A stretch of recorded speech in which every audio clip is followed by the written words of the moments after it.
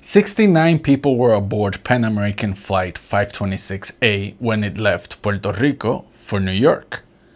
Just minutes after takeoff, 2 engines on the right wing had failed. The Clipper Endeavour was losing altitude. Captain John Byrne couldn't make it back to Isla Grande, and directly below them was the Atlantic Ocean. What happened next lasted only minutes. But somehow 17 people survived. 52 did not. Today, we're going back inside those final minutes. Who got out? How did they survive? And then we're going to follow the Clipper Endeavour itself, from the moment it disappeared beneath the Atlantic until 74 years later, somebody finally found it.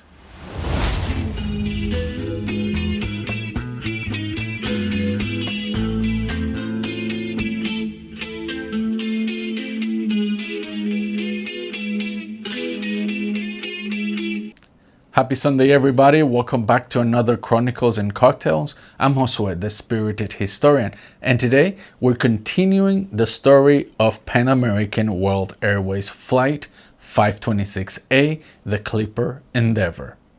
Now, if you haven't watched part 1, I really recommend you to watch that episode first, because in part 1, we did something a little different. Instead of beginning with the crash, we went looking for the actual people, the passengers. We went through the newspapers from 1952, passengers list, family stories, and historical records to find out who these people were, where they came from, and why they were traveling to New York en un Viernes Santo. Families were moving permanently. This is not new. People were going north looking for work. Children were traveling to meet parents. Husbands and wives were trying to reunite. And by the end of part 1, all 69 of them were aboard the Clipper Endeavour. The airplane had taken off from Isla Grande, and almost immediately, things began to go terribly wrong. That's where we're picking up the story. And this time, we're going to find out what happened to the people aboard that airplane. And what happened to the airplane itself. Because the Clipper Endeavour was about to disappear for the next 74 years. So, let's go back to Good Friday, April 11th, 1952. The Clipper Endeavour is in the air. 2 engines are failing, and Captain John Byrne has a decision to make.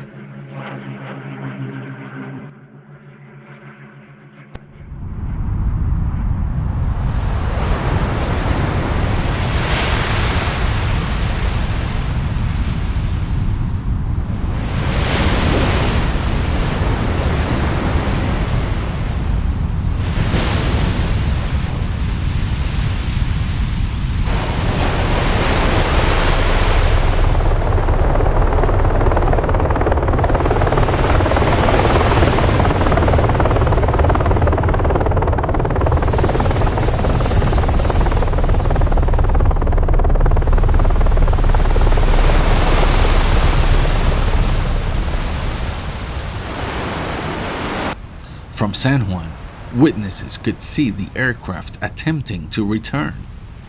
2 men working at the signal station at Fort San Cristobal, Antonio Perez Romero and Victor M. Ortiz, watched the DC-4 lose altitude, come down toward the water, strike the sea violently, and break apart.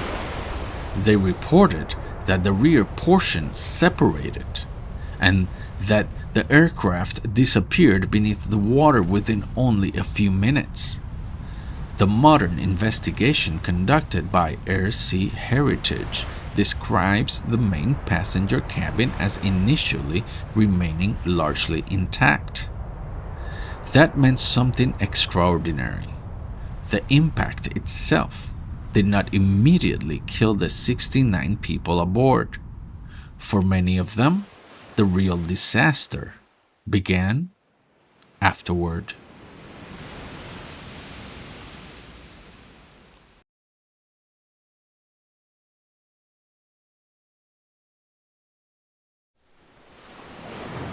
The Clipper Endeavour was filling with water. The sea outside was rough. Inside, panic spread through the cabin. Some passengers screamed. Some cried. Some remained in their seats. Others desperately searched for a way out. And the people we've spent this episode getting to know were suddenly fighting for their lives.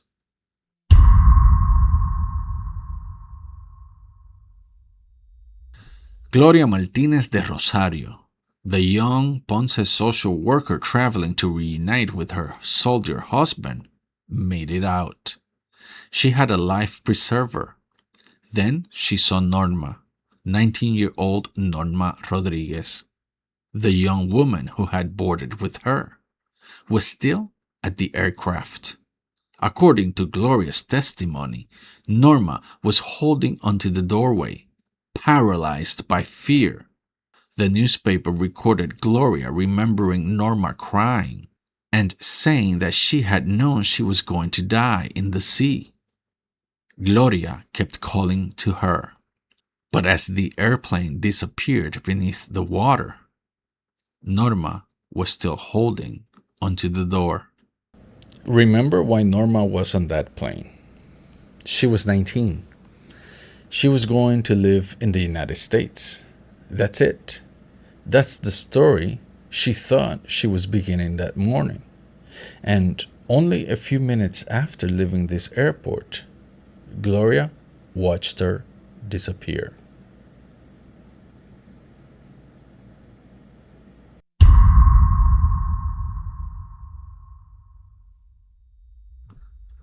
Another passenger who escaped was Enrique Garcia, and Enrique did not leave the airplane alone.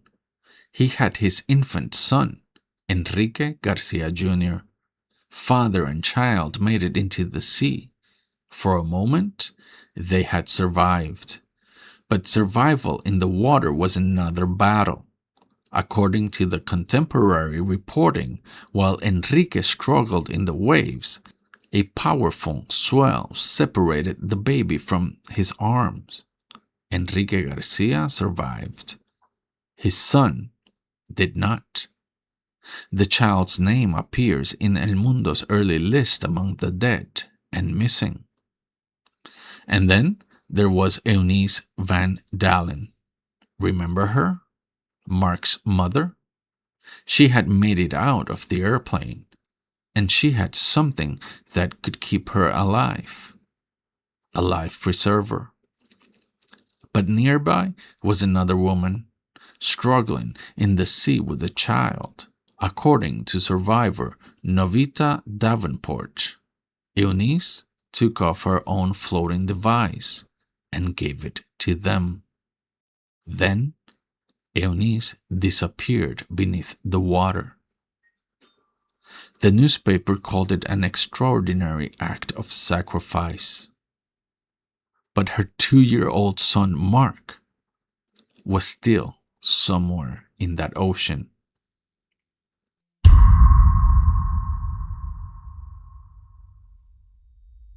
Zoila Robledo had reached one of the rubber rafts.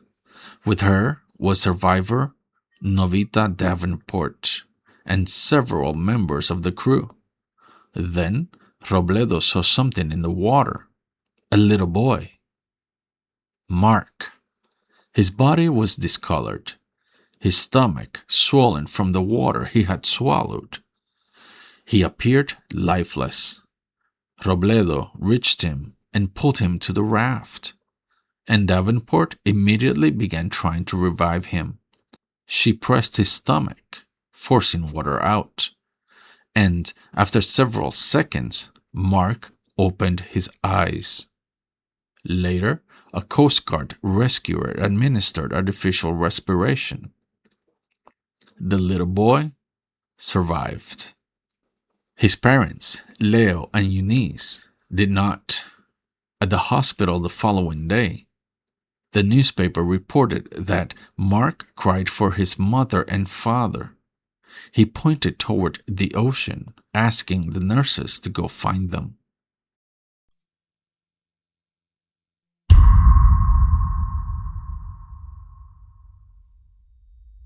Victorina Riera, the nurse who lived in New York and had been visiting her family in Ponce, jumped into the water. She could swim. She made her way to one of the robbers' rafts, where several crew members had already gathered. She later told El Mundo that smoke had been coming from the two engines on the right side, and described Captain Burns' water landing as exceptionally skillful. That ability to swim would matter enormously. For others, it would matter even more.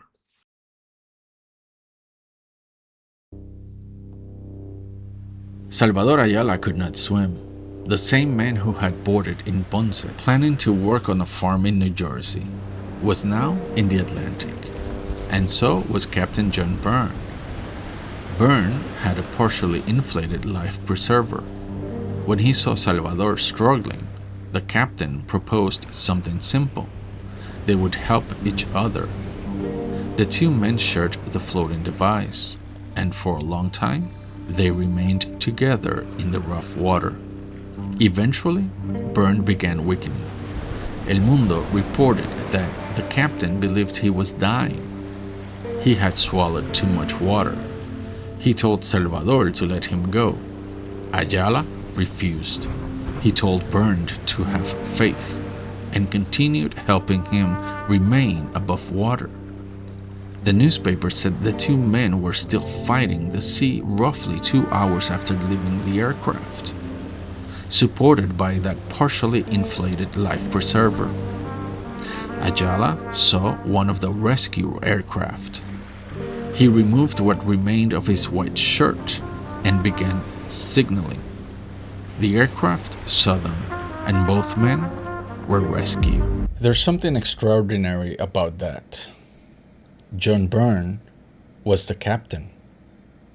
Salvador Ayala was a passenger, a worker from Ponce, heading north looking for agricultural work.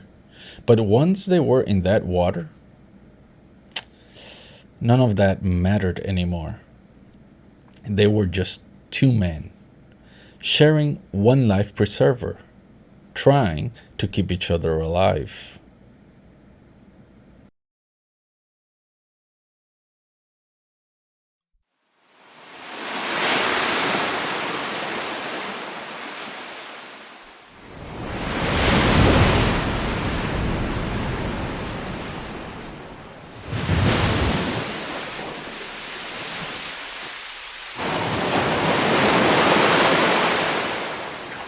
"69 people had left Isla Grande. Only 17 survived, all 5 members of the crew and 12 passengers. The early newspaper list named the surviving passengers as people including Arnaldo Pereira, Enrique Garcia, Novita Davenport, Gloria Rosario, Zoila Robledo, Salvador Ayala, Emiliano Cruz, Agustín Rosado, Nelda Rivera, Mark Van Dalen, Victorina Riera, and Juan Nieves. The spelling of several names changed in later reporting, but the number did not. 17. Everyone else was either recovered from the sea or disappeared with the aircraft.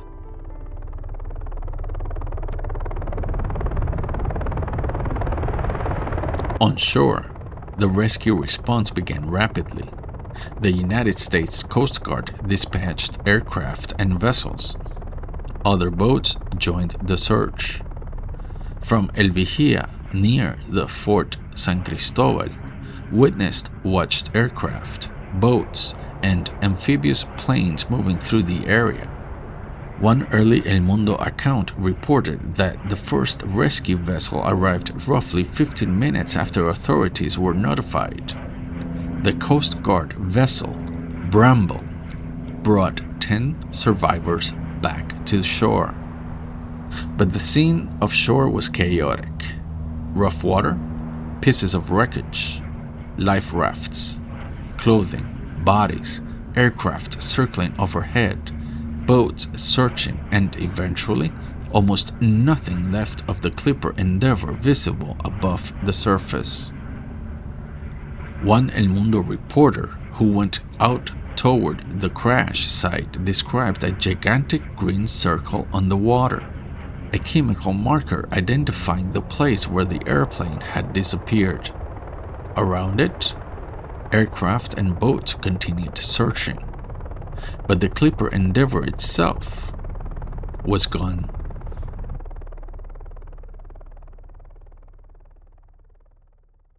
The bodies that were recovered were taken to funeral homes in the San Juan area.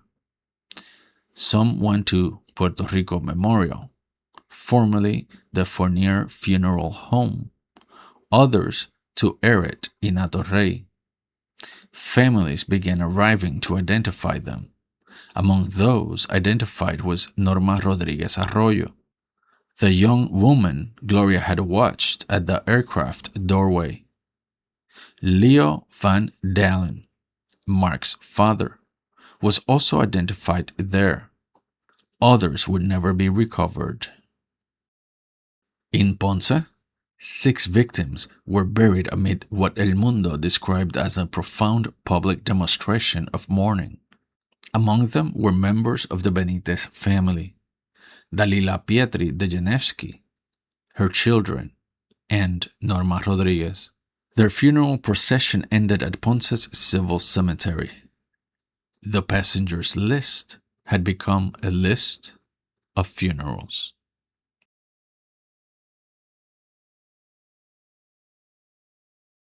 Investigators examined witnesses, passengers, crew, maintenance, aircraft records. The disaster became part of Puerto Rico's memory. People called it La Tragedia del Viernes Santo. But the airplane itself was gone. The Atlantic of northern Puerto Rico is not shallow. The wreck had fallen far beyond the diving technology available to investigators in 1952. And so, the Clipper Endeavour remained beneath the sea, year after year after year. The families grew older. The survivors grew older. The airline itself eventually disappeared. Idlewild became JFK. Isla Grande changed. The world changed. And eventually, most people forgot exactly where Flight 526A had gone down. Until somebody decided to go looking for it.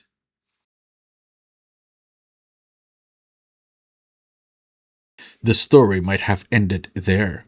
An airplane lost, a tragedy remembered by some families, and gradually forgotten by almost everyone else. But decades later, aviation and maritime historian Ross Matthews came across the story of the Clipper Endeavour. Matthews is the president and co-founder of the Air Sea Heritage Foundation, an organization involved in locating, documenting, and preserving historic aircraft and shipwrecks. And according to Air Sea Heritage, he was researching another Pan American accident when Flight 526A caught his attention. The more he read, the more surprising the story became, not only because of the scale of the disaster, but because the exact location of the wreck had effectively been lost. In 2019, Matthews began studying surviving accident reports, historical documentation, and the waters north of San Juan. Several surveys followed, but searching for an aircraft nearly 2,000 feet beneath the Atlantic isn't exactly the same thing as looking for something in shallow water.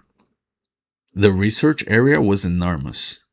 The wreck was small by comparison, and after almost 70 years, there was no obvious marker on the surface telling researchers where the Clipper Endeavour had come to rest. Then, in 2024, Matthews joined explorer Josh Gates and Discovery Channel's Expedition Unknown. The episode, Search for Pan Am's Clipper, followed their attempt to solve the mystery. But one of the most important discoveries did not happen underwater. It happened in an archive.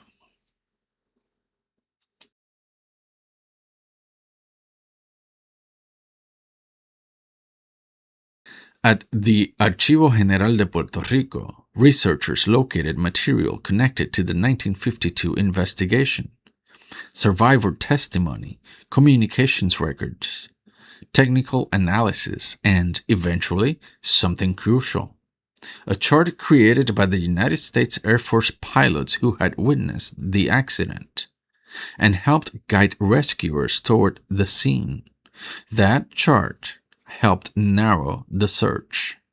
And I love this part of the story because 74 years later, finding this airplane still depended on somebody opening old files, maps, testimony, documents. The same basic tools historians use all the time, except now, these old documents could be combined with technology that nobody in 1952 could have imagined.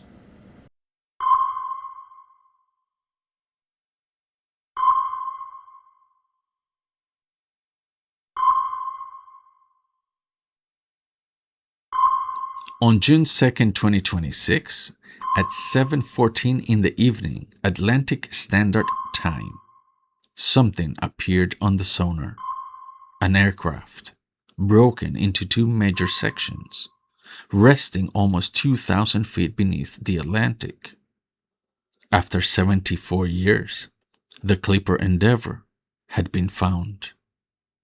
A follow-up photographic survey provided the confirmation on the damaged but remarkably preserved fuselage.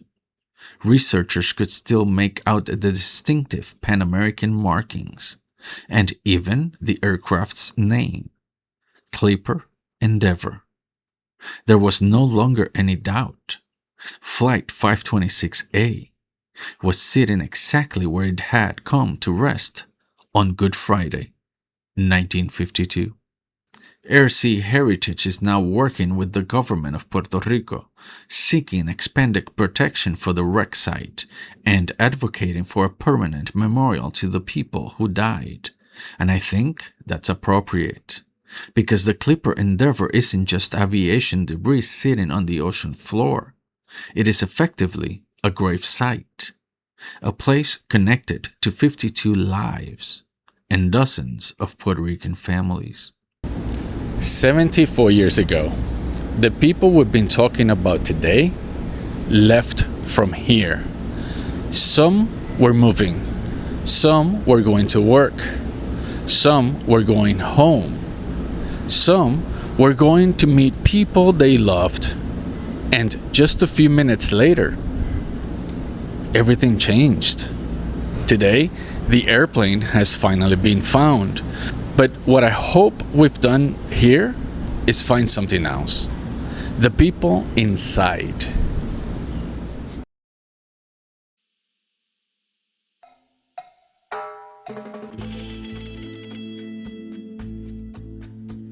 The classic Manhattan, 2 ounces bourbon whiskey, 1 ounce sweet vermouth, 2 dashes Angostura bitters, and 1 maraschino cherry or a branded cherry. We're keeping this classic and very simple.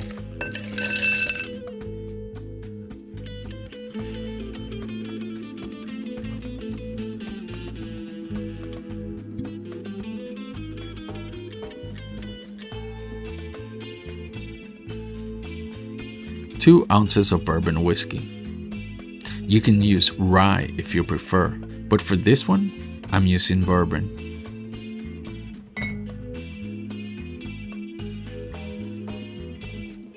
One ounce of sweet vermouth.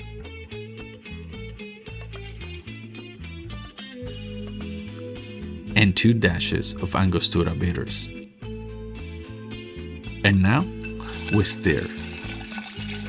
You want this cold, properly diluted, but still silky. And then we strain into a chilled cocktail glass.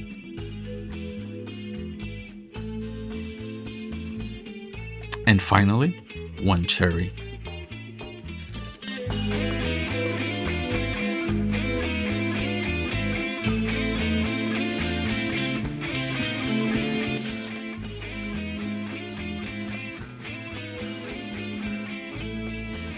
I'm not making a Manhattan because anyone aboard Flight 526A drank one.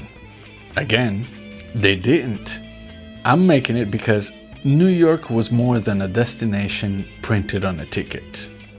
For many people aboard that airplane, New York represented the next chapter. The Brignonis were moving there. Marina Navas was going to join her husband there. Wilfredo was going to his mother. Others were continuing onward to Massachusetts, Ohio, work, family, opportunity, a new life. So this isn't really a cocktail for the plane.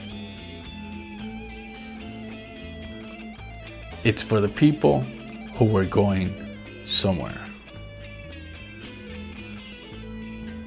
Classic, strong, balanced. Exactly what a Manhattan should be.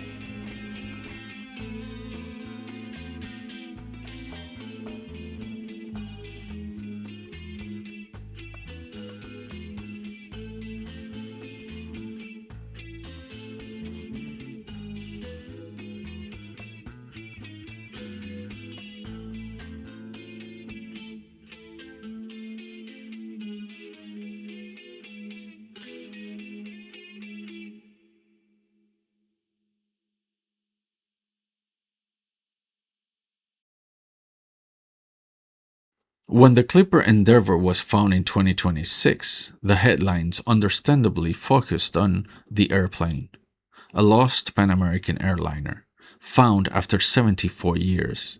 And that's a remarkable discovery. But airplanes don't experience tragedy. Some names are still difficult to reconstruct perfectly from the records. Some spellings conflict. Some ages disagree. Some family connections still need more research. And maybe that's part of the work that remains. Because finding the airplane doesn't mean we've finished finding the people.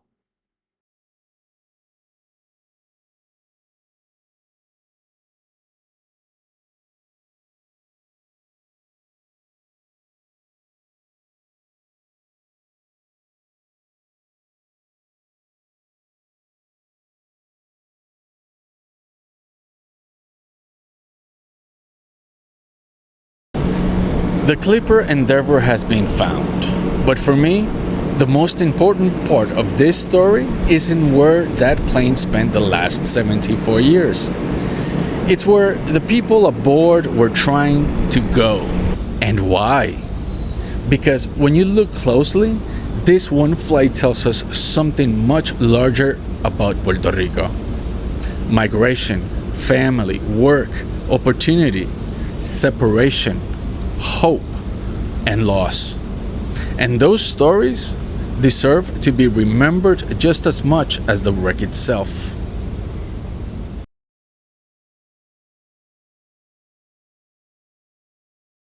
So, thank you so much for watching. If you enjoyed this episode, please hit that like button and definitely subscribe if you haven't already, and share it with somebody who loves Puerto Rican history.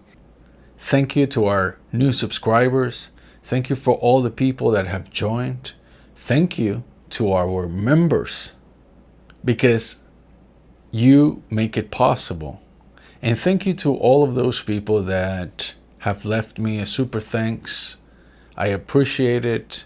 I'll see you next Sunday. Be good, be nice, have fun, get smart, read a lot, travel. It's Sunday. Go to church. Salud.